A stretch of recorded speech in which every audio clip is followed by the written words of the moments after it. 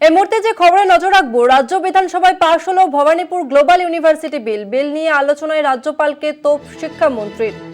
রাজ্যপাল বিশ্ববিদ্যালয়ের স্বাধিকারে হস্তক্ষেপ করছেন এমনটাই মন্তব্য করেছেন।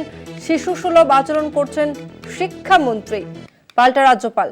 আর এই নিয়ে আরো বিস্তারিত জানবো, আমাদের সঙ্গে ফোন লাইনে রয়েছে বিশেষ প্রতিনিধি দেবজ্যোতি ঘোষ। দেবজ্যোতি, এই বিল নিয়ে ঠিক কি জানা যাচ্ছে?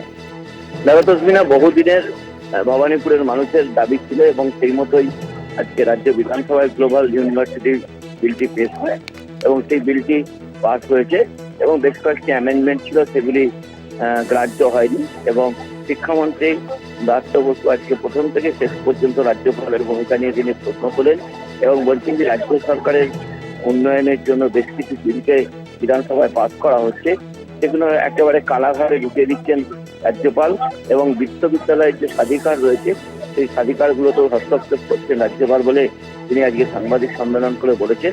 অর্থাৎ এই মুহূর্তে পশ্চিমবঙ্গে অত্যন্ত গুরুত্বপূর্ণ 46টি বেসরকারি বিশ্ববিদ্যালয়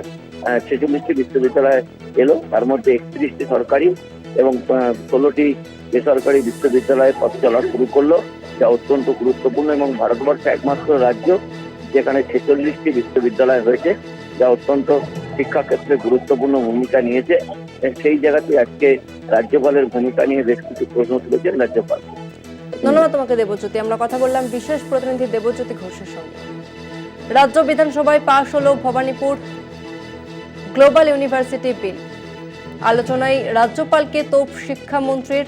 রাজ্যপাল বিশ্ববিদ্যালয়ের স্বাধিকারে হস্তক্ষেপ করছেন এমনটাই মন্তব্য করেছেন শিক্ষামন্ত্রী। শিশু সুলভ আচরণ করছেন, পাশাপাশি এই মন্তব্য করেছেন শিক্ষামন্ত্রী।